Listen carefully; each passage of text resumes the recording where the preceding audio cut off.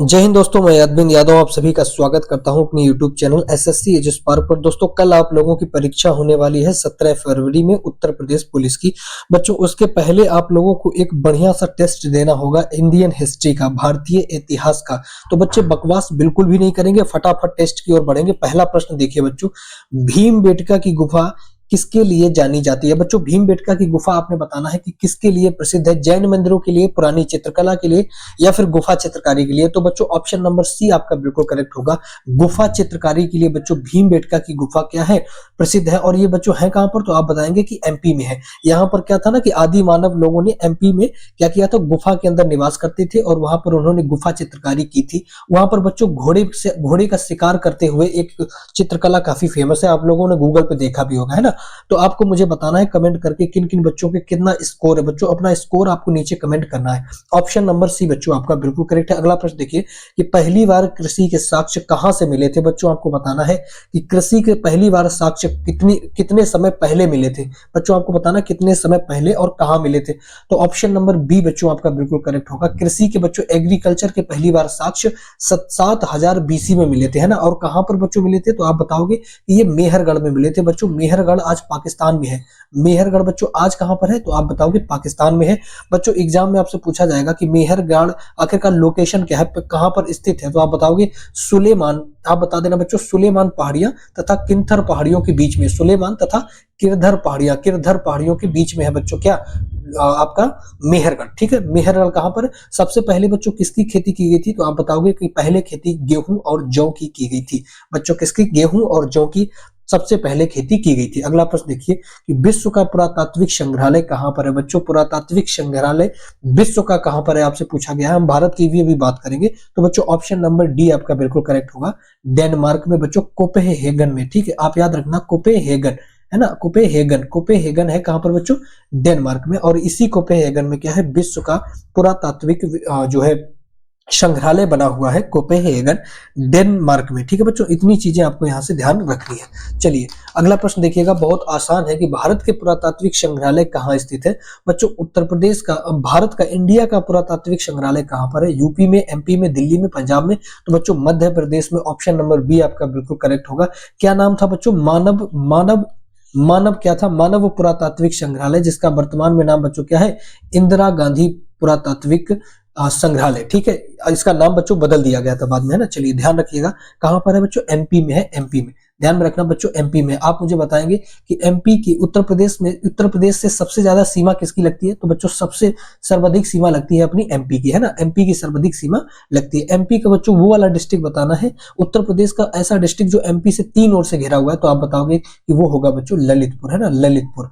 MP से क्या है? ललितपुर। बच्चों आपको एक कनेक्ट, और यहीं से बच्चों कनेक्ट करना आपको। अब एक बच्चों एक प्रश्न का जवाब और दो कि उत्तर प्रदेश के कितने जिले एमपी के साथ में सीमा साझा करते हैं? तो आप बताओगे 11 जिले होंगे उत्तर प्रदेश के जो एमपी के साथ में क्या करते हैं? सीमा साझा करते हैं। ऑप्शन नंबर बी बच्चों बिल्कुल करेक्ट होगा, मध्य प्रदेश, है ना। मध्य प्रदेश में मानव संग्रहालय है और यही मानव संग्रहालय बच्चों क्या है?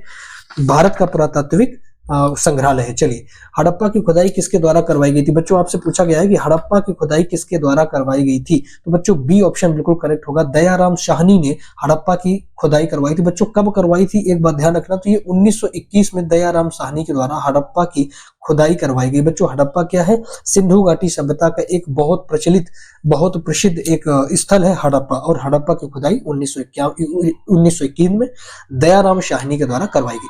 बच्चों राखलदास बनर्जी ने क्या करवाया था? ध्यान में रखना बच्चों, मोहनजोदड़ो की खुदाई, है ना। मोहनजोदड़ो की खुदाई बच्चों किसने करवाई थी? राखलदास बनर्जी, मोहनजोदड़ो।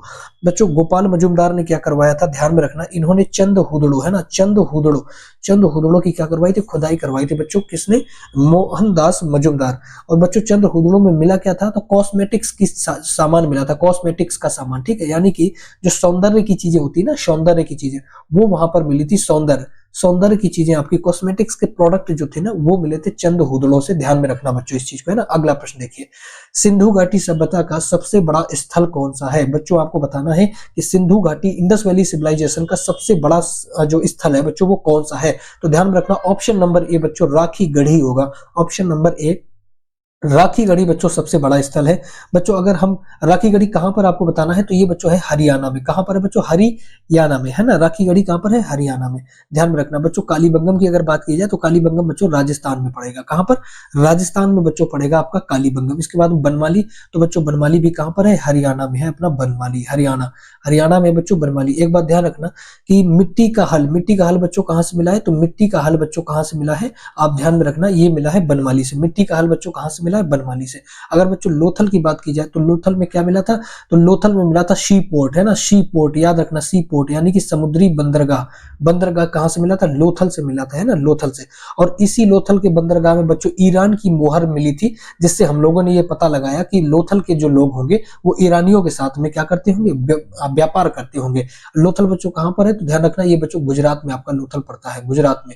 बच्चों गुजरात में क्या है? लोथल है ना, गुजरात में लोथल है। आपसे पूछा जाएगा स्टेच्यू ऑफ यूनिटी कहां पर है? स्टेच्यू ऑफ यूनिटी, तो ध्यान में रखना बच्चों, स्टेच्यू ऑफ यूनिटी कहां पर है आपसे पूछा जाएगा, तो ध्यान में रखना बच्चों ये है गुजरात में, सरदार सरोवर डैम के पास में बना हुआ है। कहां पर? सरदार सरोवर डैम, है ना, सरदार सरोवर डैम के पास में बना हुआ है statue of unity. Statue of unity बच्चों किसकी मूर्ति है? तो आप बताएंगे जो है सरदार वल्लभ भाई पटेल, है ना, सरदार वल्लभ भाई पटेल गृह मंत्री थे, सरदार वल्लभ भाई पटेल, उनकी क्या है यहाँ पर स्टेच्यू है। इतनी चीजें आप कनेक्ट करते जाइए बच्चों, एक साथ कनेक्ट करके जब पढ़ेंगे ना तो और भी ज्यादा मजा आएगा। कनेक्टिविटी अब बहुत जरूरी। बच्चों देखिए, जैन धर्म के प्रथम तीर्थंकर के आपको बताना है कि जैन धर्म के प्रथम तीर्थंकर बच्चों कौन थे। आपको बताना है कि जैन धर्म का प्रथम तीर्थंकर कौन था बच्चों, फटाफट बताइएगा, है ना, टेस्ट है आपका, फटाफट बताइए। क्या सिद्धार्थ थे, महावीर स्वामी या फिर ऋषभ देव? बच्चों ऑप्शन नंबर सी आपका बिल्कुल करेक्ट होगा, ऋषभ देव। ऋषभ देव बच्चों जैन धर्म के क्या थे? प्रथम तीर्थंकर थे, फर्स्ट। बच्चों आपसे 23वां तीर्थंकर पूछा जाता है, 23वां तीर्थंकर, तो ध्यान में रखना बच्चों, पारस्यनाथ। पारस्यनाथ आपके 23वें तीर्थंकर थे, पारस्यनाथ। 23वें तीर्थंकर बच्चों कौन थे? पारस्यनाथ। बच्चों जैन धर्म के जो संस्थापक थे, जो मुख्य संस्थापक जिनको माना जाता है जैन धर्म का, वो है महावीर स्वामी जैन। ठीक है, वो है महावीर स्वामी जैन, है ना, याद रखना, महावीर स्वामी जैन। महावीर स्वामी जैन कौन से नंबर के तीर्थंकर थे? तो बच्चों याद रखना 24वें नंबर के तीर्थंकर थे। और महावीर स्वामी जैन के जो जन्म हुआ था, उस जन्म को किस चिन्ह से बच्चों डिनोट किया गया? तो ध्यान में रखना, सांड के नाम से, सांड के नाम से बच्चों यहाँ पर क्या है, उनको डिनोट किया गया था। ध्यान में रखना इसको, सांड के नाम से। बच्चों इनके जन्म की अगर बात की जाए, बर्थ की, इनका बर्थ कब हुआ था, तो ध्यान में रखना बच्चों 540 बीसी में, है ना, बिफोर क्राइस्ट 540 बीसी में इनका बच्चों जन्म हुआ था। 12 साल की कठोर तपस्या के बाद में इन्हें क्या हुई थी? शिक्षा मिली थी। और बच्चे आपसे पूछा गया कि अगर इनकी शिक्षा कहां पर प्राप्त हुई थी, तो याद रखना जैविक ग्राम में। याद रखना शिक्षा बच्चों इनको कहां पर मिली थी, तो इनका ग्राम का नाम बहुत बार पूछ देता है, जैविक ग्राम। जैविक ग्राम में बच्चों इनको शिक्षा मिली थी, है ना, साल वृक्ष के नीचे, साल वृक्ष के नीचे ये बैठे, जैविक गांव में साल वृक्ष के नीचे बैठे थे, रिजु पालिका नदी के तट पर, और इनको क्या हुआ था? ज्ञान की प्राप्ति बच्चों यहां पर हुई थी। अगला प्रश्न देखिए, जैन धर्म की प्रथम संगति के बारे में बच्चों पूछा गया है कि जैन धर्म की प्रथम संगति कब हुई थी, तो ऑप्शन नंबर सी बच्चों आपका बिल्कुल करेक्ट होगा, पाटलिपुत्र। बच्चों पाटलिपुत्र कहां पर है, तो आप बताना, पटना में, वर्तमान के पटना में पाटलिपुत्र पड़ता है। जैन धर्म की प्रथम संगति बच्चों कब हुई थी, तो याद रखना 300 बिफोर काइस्ट में, यानी कि 300 बीसी में जैन धर्म की हुई थी क्या? संगति। बच्चों इसके अध्यक्ष कौन थे, तो स्थूल बाहु इसके अध्यक्ष थे, यानी कि स्थूल बाहु। बच्चों आगे चलकर जब सूखा पड़ा था तो जैन धर्म 2 टुकड़ों में विभाजित हो गया, स्थूल बाहु और भद्र बाहु, ये 2 शिष्य थे इनके, इन्होंने क्या किया था? जैन धर्म के 2 टुकड़े में विभाजित कर दिया था। बच्चों दूसरी अगर संगति की बात करें तो ये हुई थी बच्चों बल्लभी में। कहां पर? बल्लभी। बल्लभी बच्चों आज गुजरात में है, बल्लभी हम गुजरात में आज पड़ता है। बच्चों अगर बात करें कब हुई थी, तो ये हुई थी 600 ईस्वी में, है ना बच्चों, 600 ईस्वी में। देखिए यहाँ पर बहुत लंबा गैप हो गया था, 900 साल का बच्चों लगभग लंबा गैप हो गया, है ना, 600 ईस्वी में। बच्चों अगर पूछा जाए कि इसके अध्यक्ष कौन थे, तो यहाँ पर देवादि स्वर्ण हो गए, देवादि स्वर्ग इसके क्या थे? अध्यक्ष थे। अगला प्रश्न देखिए बच्चों, गौतम बुद्ध का जन्म कहां पर हुआ था? ध्यान में रखना बच्चों, भगवान गौतम बुद्ध का जन्म यहाँ पर कब हुआ था आपसे पूछा गया है, तो बच्चों ऑप्शन नंबर ए बिल्कुल करेक्ट होगा, लुम्बिनी। भगवान गौतम बुद्ध का जन्म कहां पर हुआ था बच्चों? लुम्बिनी में जन्म हुआ था। अगर बच्चों कुशीनगर की बात करें तो कुशीनगर में बच्चों मृत्यु हुई थी, कुशीनगर में। बोध गया की अगर बच्चों बात करें तो यहाँ पर उनको ज्ञान की प्राप्ति हुई थी, ज्ञान की प्राप्ति कहां पर? बोध गया, बोध गया में ज्ञान की प्राप्ति हुई। अगला प्रश्न देखिए बच्चों, अब बुद्ध के योग दर्शन के गुरु कौन थे बच्चों? बुद्ध के दो गुरु थे, नंबर एक सांख्य दर्शन, नंबर दो योग दर्शन। बच्चों योग दर्शन के पूछे गए हैं तो नंबर सी बिल्कुल करेक्ट होगा, रुद्रकनाथ। रुद्रकनाथ आपका बिल्कुल ठीक होगा। बच्चों अगर अलार कलाम की बात की जाए तो ये किसके थे? ये थे सांख्य दर्शन के गुरु। सांख्य दर्शन के गुरु बच्चों अगर आपसे पूछा जाए तो ये कौन थे? अलार कलाम। बच्चों अगर प्रजापति गौतमी की बात की जाए तो ये इनकी मासी थी, ये इनकी मासी थी और इन्हीं ने इनका क्या किया था? लालन पालन किया था। इन्हीं ने इनका लालन पालन करके बड़ा किया।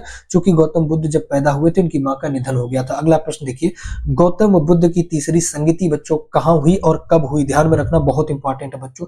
तीसरी संगति के बारे में बच्चों बात कर रहा है तो पाटलिपुत्र आपका बिल्कुल करेक्ट ऑप्शन होगा। ऑप्शन नंबर ए बच्चों होगा पाटलिपुत्र। गौतम बुद्ध की पहली संगति, तीसरी संगति कहां हुई? पाटलिपुत्र। बच्चों कब हुई? 255 बीसी में हुई थी। 255 बीसी में पहली संगति हुई। इसके बच्चों याद रखना अध्यक्ष कौन थे? तो इसके अध्यक्ष बच्चों थे अशोक। कौन था बच्चों? अशोक इसके अध्यक्ष थे, है ना। और यहाँ पर शासक कौन था? शासक कौन था बच्चों? तो यहाँ पर मोगलीपुत्र, ध्यान में रखना। इसके अध्यक्ष बच्चों मोगलीपुत्र थे और शासक की अगर बात की जाए तो बच्चे अशोक थे। मैंने उल्टा बोल दिया, आप लोग अरेंज कर लेना। बच्चे अगर वैशाली की बात की जाए तो वैशाली पर यहाँ पर दूसरी बौद्ध संगीति वैशाली में हुई थी। दूसरी बौद्ध संगीति बच्चों वैशाली में हुई। कब हुई?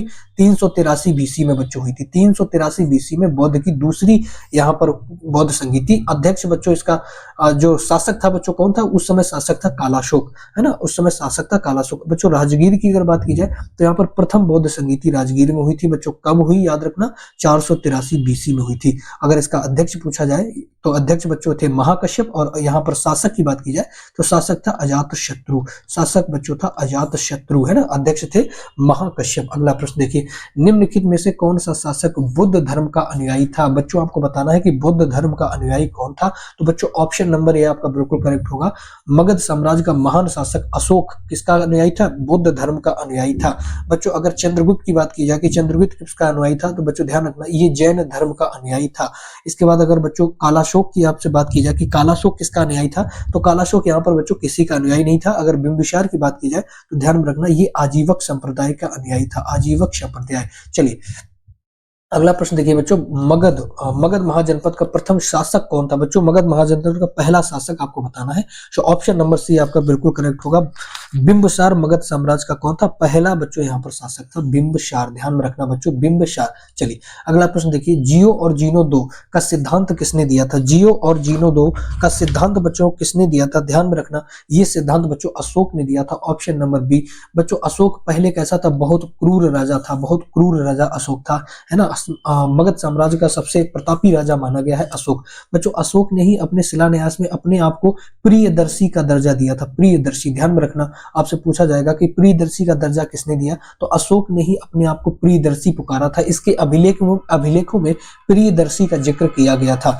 बच्चों अगर बात की जाए पहले ये बहुत क्रूर था और बाद में इसने क्या किया? न्याय की राजनीति करना स्टार्ट कर दिया था, शांति की, यानी कि बच्चों अहिंसा का पुजारी बाद में हो गया था और इसने एक संदेश दिया था क्या? जियो और जीने दो। जियो और जीनो दो को संदेश किसने दिया था?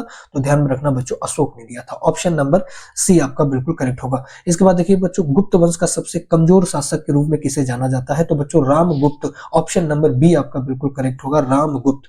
रामगुप्त को बच्चों क्या माना जाता है? कमजोर शासक माना जाता है। सबसे कमजोर शासक कौन था? रामगुप्त था बच्चों, है ना। ध्यान में रखना रामगुप्त को बच्चों सबसे कमजोर शासक माना जाता है। क्यों? क्योंकि इसने अपनी जो वाइफ थी वो हमलावरों को क्या किया था? सौंप दिया था। तब इसके भाई चंद्रगुप्त द्वितीय ने आकर के अपनी इसकी वाइफ को अपनी यानी कि अपनी भाभी को यहाँ पर बचाया था। आप लोगों ने हिस्ट्री में पढ़ा भी होगा। इसके बाद देखिए बच्चों, नालंदा विश्वविद्यालय का निर्माण किस शासक के द्वारा करवाया गया? तो गुप्त शासक काल को बच्चों ध्यान रखना हिंदुओं का गोल्डन टाइम किसको कहा गया? हिंदुओं का गोल्डन पीरियड किस राजवंश को कहा गया? तो बच्चों ध्यान में रखना गुप्त राजवंश को ही कहा गया हिंदुओं का गोल्डन टाइम। और बच्चों कुमार गुप्त नामक शासक ने क्या करवाया था? नालंदा विश्वविद्यालय की बच्चों यहाँ पर स्थापना करवाई थी। और इसी नालंदा विश्वविद्यालय में बच्चों पहला चीनी यात्री आया था। कौन? फाहियान। बच्चों फाहियान यहीं पर आया था। फाहियान बच्चों चीनी यात्री कहां पर आया था? नालंदा विश्वविद्यालय। और बच्चों ध्यान रखना ये विश्व का सबसे पहला हॉस्टल था। विश्व का सबसे पहला हॉस्टल कौन था? नालंदा विश्वविद्यालय। यहाँ पर बच्चों 10,000 से ज्यादा टीचर पढ़ाते थे। 10,000 से ज्यादा बच्चों यहाँ पर टीचर पढ़ाते थे। ध्यान में रखना, है ना। चलिए इसके बाद बच्चों रामगुप्त की अगर बात की जाए, मैंने आपको पहले बताया कमजोर शासक था। कुमार गुप्त ने बच्चों यहाँ पर क्या करवाया था? नालंदा विश्वविद्यालय की स्थापना करवाई थी, है ना। इतनी चीजें आपको ध्यान में रखनी है। चलिए सुदर्शन झील की चर्चा बच्चों किस अभिलेख में की गई है आपको बताना है। सुदर्शन झील बच्चों सुदर्शन झील की चर्चा में अगर बात करूं तो जूनागढ़ अभिलेख में बच्चों सुदर्शन झील की क्या की गई है चर्चा, जूनागढ़ अभिलेख में बच्चों की गई है। यहाँ पर झील का पुनर्निर्माण की चर्चा की गई है। यहाँ पर बच्चों क्या पुनर्निर्माण, पुनर्निर्माण बच्चों जो है पुनर्निर्माण यानी कि सुदर्शन झील का पुनर्निर्माण किसने करवाया था, रिकंस्ट्रक्शन किसने करवाया था, तो बच्चों ध्यान रखना स्कंदगुप्त ने रिकंस्ट्रक्शन करवाया था किसका, सुदर्शन झील का। बच्चों एरर अभिलेख की अगर बात करें कि एरर अभिलेख, तो ये बच्चों एरर अभिलेख भानुगुप्त का है, भानुगुप्त ने लिखवाया था एरर अभिलेख। अगला प्रश्न देखिए, हल्दी घाटी की लड़ाई किनके बीच में हुई थी, तो बच्चों अकबर और महाराणा प्रताप के बीच में हल्दी घाटी का युद्ध लड़ा गया था। बहुत फेमस युद्ध था, आपको ध्यान रखना है। हल्दी घाटी का युद्ध बच्चों कब हुआ, तो अकबर और महाराणा प्रताप के बीच में। हिंदुओं का शेर बच्चों कौन था, महाराणा प्रताप, जिसने अकबर के साथ में युद्ध लड़ा था, हल्दी घाटी का युद्ध। अगला प्रश्न देखिए बच्चों, हुमायूं को चौसे के युद्ध में किसने पराजित किया था, बच्चों हुमायूं को चौसे के युद्ध में किसने, तो ऑप्शन नंबर डी बच्चों शेर शाह सूरी ने यहाँ पर हुमायूं को चौसे के युद्ध में पराजित किया था। बच्चों अगर आपसे पूछा जाए कि चौसे का युद्ध किसके किसके बीच हुआ, तो हुमायूं और शेर शाह सूरी के बीच में हुआ था। हुमायूं और शेर शाह सूरी के बीच में बच्चों हुआ था चौसा का युद्ध। ध्यान में रखना, ऑप्शन नंबर डी बिल्कुल करेक्ट है। भारत में पहली बार फ्रेंच फैक्ट्री कहां पर लगी, बच्चों हमारे देश में जब फ्रेंच लोग आए थे, फ्रेंच लोग, तो उन्होंने अपनी फर्स्ट जो फैक्ट्री थी ना, फर्स्ट कारखाना, वो कहां पर लगाया था, तो बच्चों ऑप्शन नंबर एक सूरत में लगाया था। और ये सूरत बच्चों कहां पर है, ये बच्चों गुजरात में है। ऑप्शन नंबर ए बिल्कुल करेक्ट है। सिख धर्म की पवित्र पुस्तक आपको बतानी है कौन सी है, तो भैया गुरु ग्रंथ साहब। याद रखना गुरु ग्रंथ साहब, यानी कि ऑप्शन नंबर सी बिल्कुल करेक्ट होगा। गुरु ग्रंथ साहब सिख धर्म की सबसे पवित्र पुस्तक होगी। बच्चों भगवत गीता की बात की जाए तो ये हिंदू धर्म की सबसे पवित्र पुस्तक होगी। हिंदू धर्म यानी कि सनातन धर्म की, बच्चों सनातन धर्म की सबसे पवित्र पुस्तक कौन होगी, तो यह है भगवत गीता। ठीक है, चलिए अगला प्रश्न देखिए बच्चों, भारत आने वाला प्रथम यूरोपीय कौन था, तो बच्चों भारत पे बच्चों अनेकों लोगों ने आक्रमण किया। पुर्तगाली आए, है ना, बहुत सारे डच आए, फ्रांसीसी आए, ब्रिटिश आए, लेकिन आपको बताना है कि इनमें से यानी इन यूरोपीय कंट्रियों में से सबसे पहले कौन आया था, तो बच्चों ऑप्शन नंबर डी आपका बिल्कुल करेक्ट होगा, पुर्तगाली बच्चों यहाँ पर सबसे पहले आए थे। इसके बाद में फ्रांसीसी आए, डच आए, फिर बाद में सबसे लास्ट टाइम अंतिम लास्ट में बच्चों लास्ट में कौन आया था, ब्रिटिश आए। और ब्रिटिश के बाद में हमारा जो भारत है वो कैसा हो गया था, वो स्वतंत्र हो गया था, वो स्वतंत्र। बच्चों अगर ब्रिटिश के पहले की बात की जाए कि ब्रिटिश के पहले कौन थे, तो ध्यान में रखना यहाँ पर मुगल वंश था। ब्रिटिश के पहले मुगल वंश, और मुगल वंश का बच्चों अंतिम शासक के रूप में किसको जाना जाता है, आप मुझे कमेंट करके बता दीजिएगा।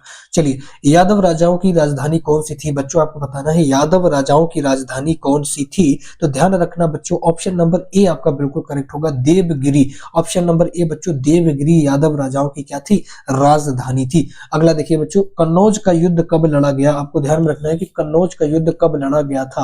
आपसे पूछा गया कन्नौज का युद्ध कब लड़ा गया, तो बच्चों ऑप्शन नंबर ए आपका बिल्कुल करेक्ट है।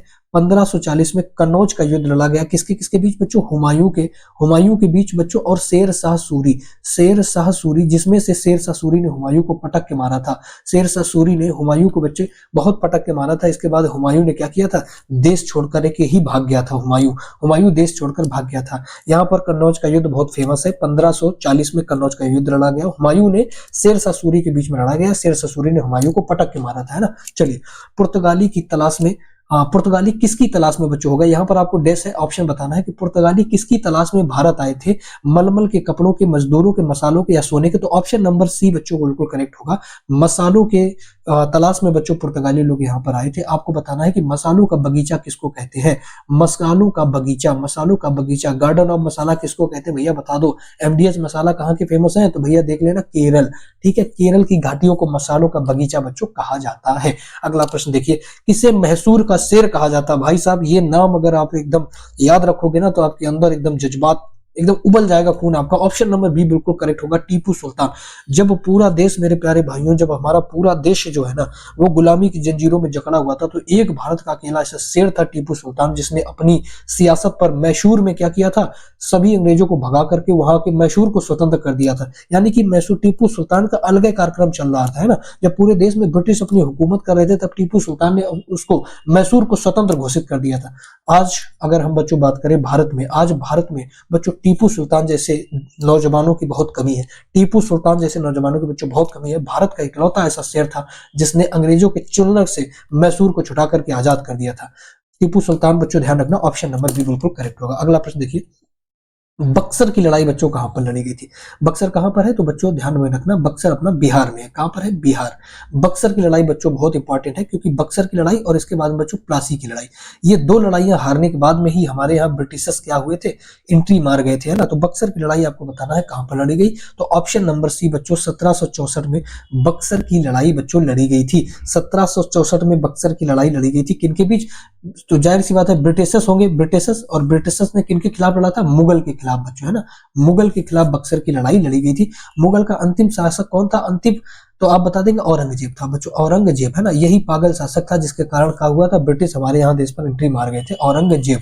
ये बच्चों अंतिम शासक था, कार्यरत शासक था बच्चों, अंतिम, इसी से अंतिम मान लेते हैं, है ना। चलिए अगला प्रश्न बच्चों देखिए, यहाँ पर 1857 की अगर बात करें तो ध्यान रखना 1857 की बच्चों क्रांति बहुत फेमस है, जिसमें मंगल पांडे याद रखना बच्चों, इस व्यक्ति को याद रखना हमेशा, मंगल पांडे। बाद में इनको फांसी हो गई थी, है ना, बाद में इनको फांसी हो गई थी। मंगल पांडे ने ब्रिटिशर्स के खिलाफ में बहुत बड़ा विद्रोह कर दिया था। चलिए नाना साहब का दूसरा नाम बच्चों आपको बताना है। नाना साहब कहाँ के राजा थे? तो ध्यान रखना, नाना साहब अपने कानपुर के राजा थे बच्चों, नाना साहब कानपुर के राजा थे।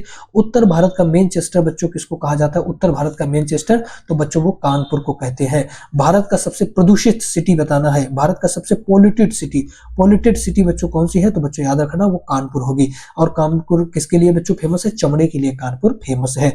तात्या टोपे बच्चों याद रखना, बहुत बड़ा क्रांतिकारी थे तात्या टोपे, ध्यान में रखना, है ना। तो नाना साहब का बच्चों आपका नाम बताना है, धोतू पंत होगा, है ना, धोतू पंत। नाना साहब का दूसरा नाम ऑप्शन नंबर बी धोतू पंत बिल्कुल करेक्ट होगा। चलिए तो इतने बच्चों थे, आप लोग मुझे अपना जो स्कोर है वो कमेंट कर दीजिए कि आप लोगों ने इन 30 प्रश्नों में से कितना स्कोर किया है, मुझे कमेंट करके बताइएगा कि आपने 30 में से कितना स्कोर बच्चों किया है ना। मिलेंगे अगली क्लास में, तब तक के लिए जय हिंद, नमस्कार।